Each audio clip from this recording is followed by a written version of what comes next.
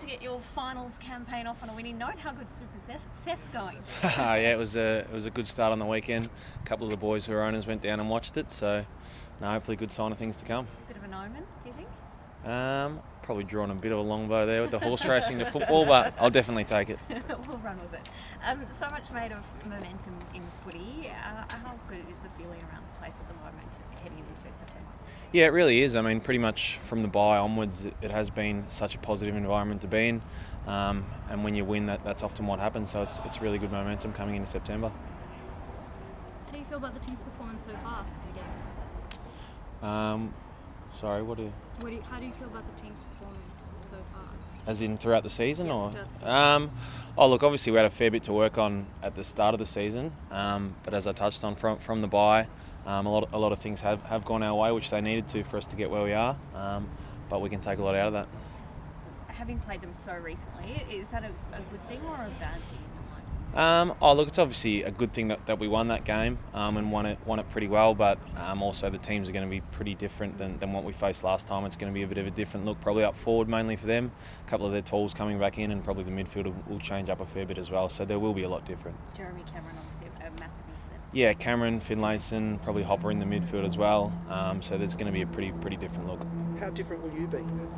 Probably not too different, I would have thought. I'm trying to think back to exactly our team, but we've had a pretty stable team towards the back half of the year, which has probably been one of our strengths, so I wouldn't have thought there'd be too much change. How much has that helped with your very noticeable increase in potency in attack?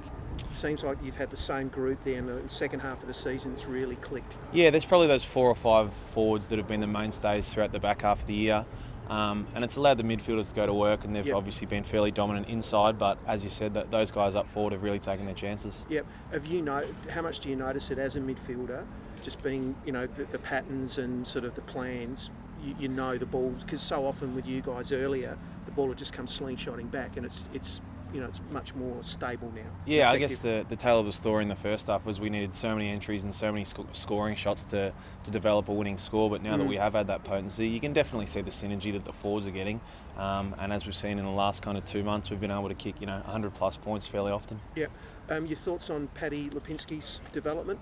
Just adding a bit more depth to you blokes in the midfield. Yeah, he's clearly had a massive year. The second half of his year has been really good. He's kind of been threatening to do it for probably a couple of years, and his running power is probably his number one strength. And he's been able to hit the scoreboard and then get back in defence and help out as well. Yep. What about Bales and how he's going up forward?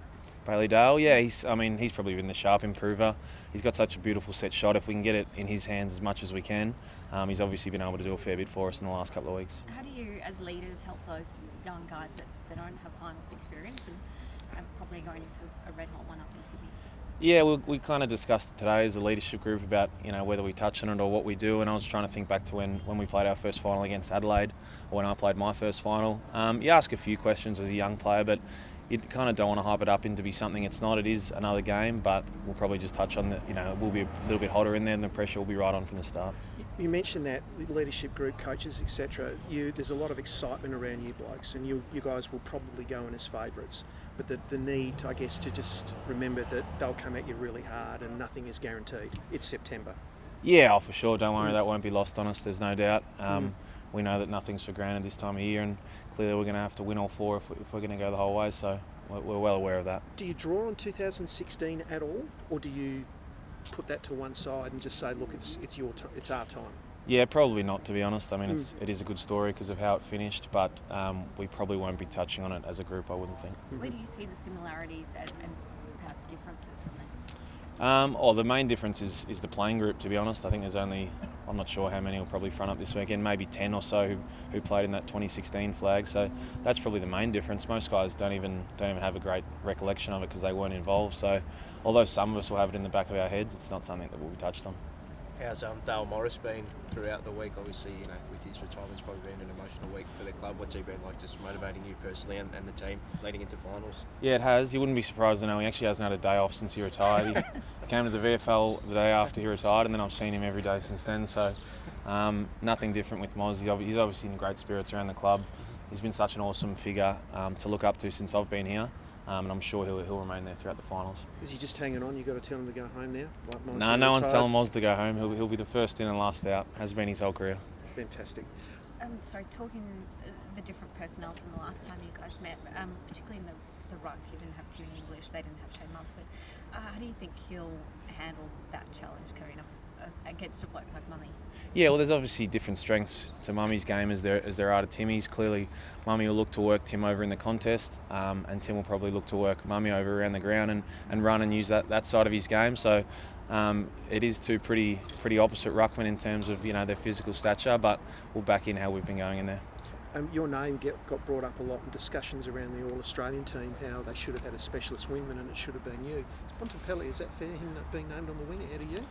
Yeah, I don't know how much wing time he got on there. I don't know about myself being in there. I would have liked to have probably seen Hugh McCluggage, who got named in the team, and maybe a Brad Hill get in there. But maybe in the years to come they'll look to get the wingman in there. Have you talked to Bontempelli about what's he doing on your spot in your Australian team? No, we had a little joke that he might have a go at training about it and find out what it's all about there. Actually running a bit more and putting in the hard yards. No, he runs enough. But no, we did have a little joke about it. That's about all. Very good. And just on what do you make of? There's always big discussion leading into it. Just the bye week. Obviously, you guys had that bye week in 2016, and there was a lot of talk that it helped you guys. Did anything change during the week, or was it just same process? No, the talk around that was probably around the injuries that we had at that time. I think we probably gained 4, maybe 5 back that we wouldn't have otherwise gained if we didn't have the bye. But that's probably not the case this time around. I mean, our team won't change a great deal. So there hasn't been too much different, to be honest. It's been business as usual. Sorry, just one more. You talk about downplaying the comparisons with 2016, but in terms of that hype and excitement Roger mentioned around you, do you embrace that side of it? Oh yeah, no doubt you have to embrace the hype. This is where you want to be come this time of year. This is what you're trying to achieve. So no doubt we'll be embracing all the hype from the fans and we'll get around all of that side of things. But I suppose in terms of the comparison around it from 2016, there is probably a few differences, that was all.